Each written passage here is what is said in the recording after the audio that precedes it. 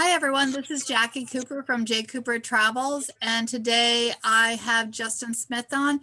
He and I have connected on LinkedIn, and if those of you who have been following me have listened, you'll know that we've done one other episode, our first episode, which talked about Justin and how he created his very special travel experiences.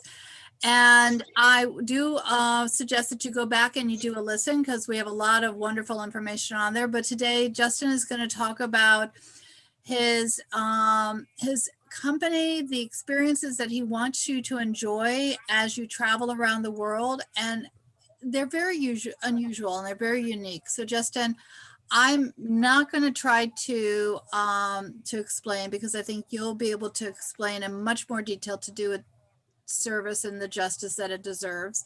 So thank you so much for being on. I look forward to talking to you about this today. Thank you, Jackie. Thanks for having me. This is actually our third time together. We did the intro the first time. Last week we talked about sustainability. So That's right. That's right. I hope your listeners will particularly go back and pick up that one if they didn't. But for myself, I've been in the travel industry my whole career, 35 years now, and spent 13 years on board ships and then transferred over to transition to land-based positions, working for cruise lines and tour operators, doing operations and product development being sort of tour design. And that really was what resonated with me. And then a few years ago, started my own company with the Evolved Traveler when I realized it was, tourism didn't always leave the best footprint. So it was, I wanted to make sure that I left the business knowing that I had done something to hopefully make it a little bit better. So your company has such a wonderful impact in how you develop and design these experiences, because you are very thoughtful to make sure that the local community is served, and at the same time that the groups that you are hosting come away with really these great memories. Do you want to talk about different locations and how you kind of design these evolved experiences? Thank you. Yes, absolutely. That is one of the core components of the Evolved Traveler. And they are called Evolved Experiences. And it is to take our guests a little bit more in depth and really engage them, be it with the local people or the local communities, in some instances both. Often they're synonymous. And it is to really just say, hey, we're going to take this further. We're going to take this to the next level, going to take you off the beaten track. It's so easy, I think, in a group tour to get lost on the beaten track. And that's almost an oxymoron, right? Get lost on the beaten track. But to me, it becomes very sterile, if you will. It's look to the left, look to the right. There's the church. Let's go in the museum. What are you doing? I mean, are you there to see the country or experience it? And to see and experience it, in my opinion, are two different things. I want you to experience it, ergo the evolved experience. And I can use that as a broad stroke to define our itineraries, but as you were mentioning, it's also a core component of the Evolved Traveler. Before I get a little further in depth with that, I want to thank you for bringing up the one point about engaging with the people, the local people, and are they a part of it? Because as we discussed last week, that is a big part of sustainable tourism that many people are not aware of. And I'd like to reiterate that point, that part of sustainable tourism is how you engage with the local communities. Are they a part of that process? And that's not to say, are they showing up for it? Were they involved in how you came to see them? Were they part of, making the rules for your visit?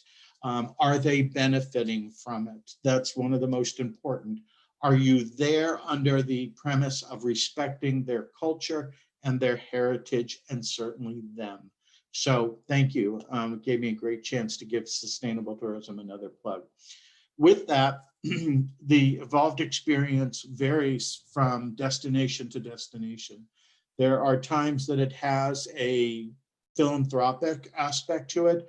There are times that it's more just a deepening experience of where you are.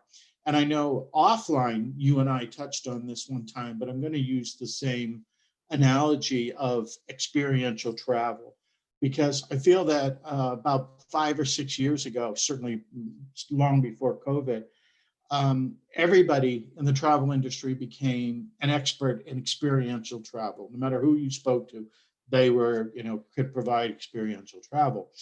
My thought on that was we were only addressing half of the equation. We were only addressing the experience of our clients, not the destination, not the people and the communities that we were visiting, that we had to take that into consideration too. And if you recall, the analogy that I used with you was, you could have a party, walk me to the door, I could say, Jacqui, that was a great party, I can't wait for the next one. You shut the door behind me and say, man, that jerk is never coming back in my house. Same party, two different experiences. So, now put that into the context of travel. What is the locals' experience of us when we leave? We want that to be meaningful. We want the local communities, our hosts, to have as much of a positive experience from our visit as we have from it. And that is part of what the evolved experience is about. Now, a couple of the examples I'll give, this one's a little bit more on the philanthropic side, is that in Vietnam, we work with an organization called the Life Start Foundation. And it takes at-risk or impoverished youth from the outlying communities and brings them to Hoi An and teaches them skills to work in the hospitality industry, and meaningful skills, so that they are able to not only have an income for themselves, but for their families, and better yet, a sustainable income, which that ripples down, that has a ripple down effect not only for them, their families, but their local economies as well. It's such a beneficial thing when the income that these young people learn, when their skills that they learn and the income they make has a ripple down effect in a positive way. And the Life Start Foundation does such a wonderful job with that. So on our trips in Vietnam, we ask our guests to go and spend an afternoon with these young people and hear their stories, and actually have lunch that they've prepared for them. And then they do a Vietnamese lantern making workshop, which is one of the skills that they learn through the Life Start Foundation. So it is really an engaging and fun, and every time the guests come back, that is the first thing that they mention. That, it's not the 5-star hotel that they stayed in. It wasn't having, the 5-star meal. It was that, and that, in Vietnam. And as I say, they vary greatly. In Africa, we do, in Rwanda, we work with the gorilla doctors, which to me is really cool. And that is, we have time before our guests go and do the gorilla trekking to meet with the doctors who actually go into the field, if you will, the mountains in this case, and are the vets to the mountain gorillas. And they tell us about the process, and the stories are just fascinating. So, in that case, that's a bit different than something than in Vietnam. In Tanzania, we work with the Kopi Lion Foundation. And to me, this is the best of both worlds. What this does is teaches the Maasai in Tanzania to live in harmony with the lion population, which again might sound kind of counterintuitive. But the reason for that is that as the young Maasai men come of age, to show their virility, they go and kill a lion. So in order to curb that, the Kopi Lion Foundation teaches them other means of proving that virility without killing the animals. And so our guests then go and spend time both with the Maasai and the people who work with the Kopi Lion Foundation. So those are three of the examples of the evolved experiences. And again, they're woven into every trip that we do, and they will vary from destination to destination. And as I say, it's almost always the first thing that the guests come back and talk about. And it is the thing that I love vetting and looking for the most in the destinations, because the museums are always going to be there. The five-star hotels are always going to be there. But these, to me, these are the experiences that we originally traveled for. Somewhere along the line, I think we got sort of off the tracks, excuse the pun, and we got into a hop on, hop off mentality with travel that doesn't necessarily do it justice or do our guest or even do the destination justice. So that's the intent of the evolved experience. I love it. I agree with you. We have the same sort of fast food mentality with travel in terms of going in, seeing, and then leaving. What size are your groups and how does that work? Thank you. We do cater to, I feel fortunate in a way. We are in a great position where we don't have to pivot to meet this quote new normal. We have always catered to small groups of no more than 10 to 12. And in this case, they almost always know each other.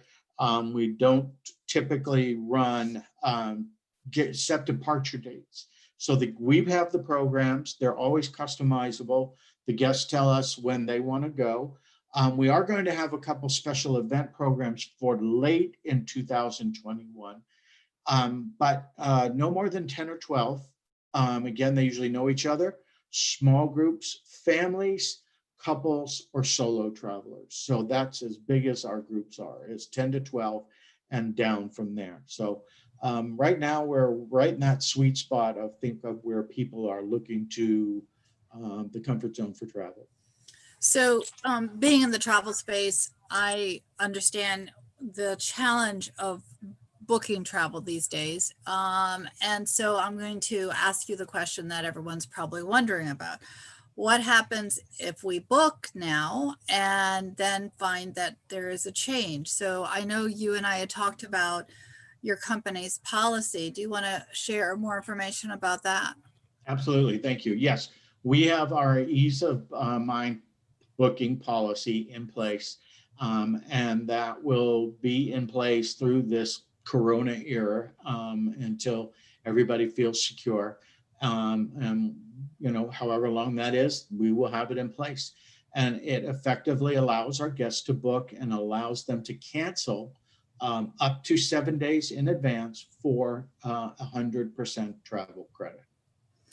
And I would just mention to everyone who's listening, I'll share a little bit for those that might not know the role that I play in the travel space is I am also a certified travel consultant. The ability to book for me is a little bit different, just because Justin is really crafting and creating some very special experiences. But if you would like just to book on your own and hotels or air or excursions, which is separate, then you're able to use my discount wholesale travel platform, I Go for Less, and I'll include that information in the little box below the podcast.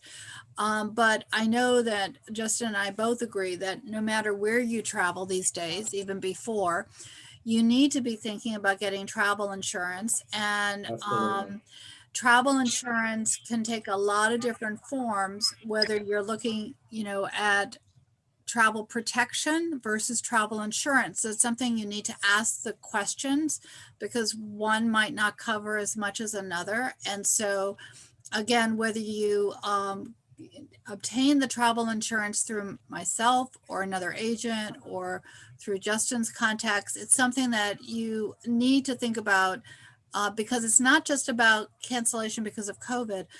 Other things happen on trips, medical Well, emergencies, if things I like may, that.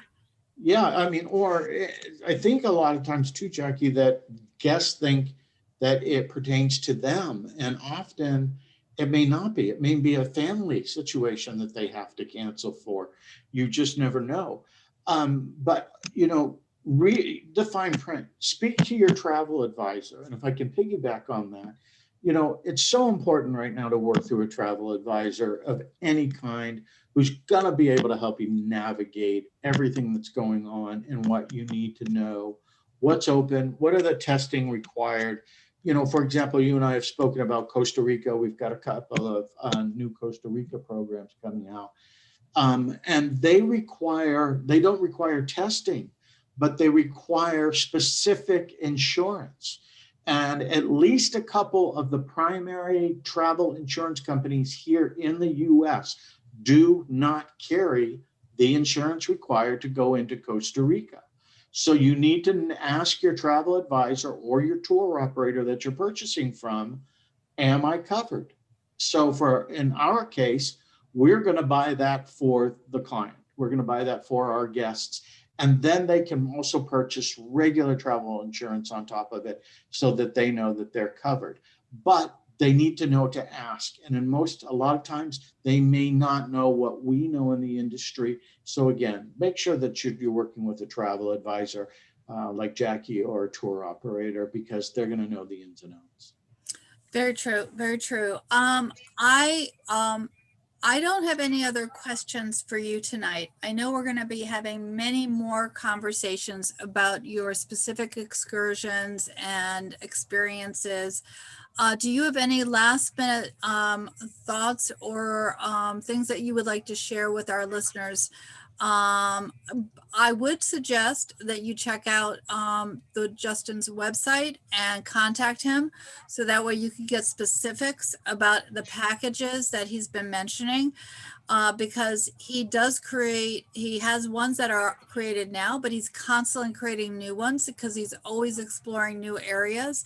So even though you might see something that you'd like to book now, keep looking, because, again, there are new things that are being developed all the time.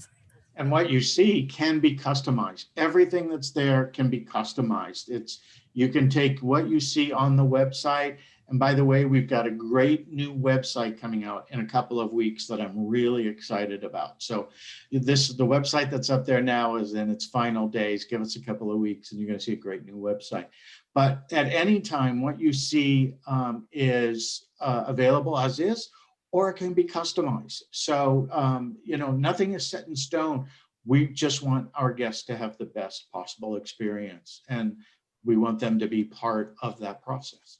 Yep. And the one last thing that I'll mention is traveling, even though for some areas it might be paused, other areas travel is happening. So definitely, think about how you can plan, and like Justin said, reach out, get the information, because all of us love to travel around the world, and we are in a new normal, but I think that we can travel safe. We just have to travel smart and travel wise and take the precautions. Yeah, keep informed. And again, the best way to do that in regard to travel is with a travel advisor or a tour operator. Look at the situation here in the US. Unfortunately, where it's rather grim at the moment. And my point is, it's going to be fluid. The travel situation is going to be fluid. And it's our job to keep on top of it. Thank you. I will talk to you soon on the next episode. Have a great one. Look forward to it, Jackie. Thank you.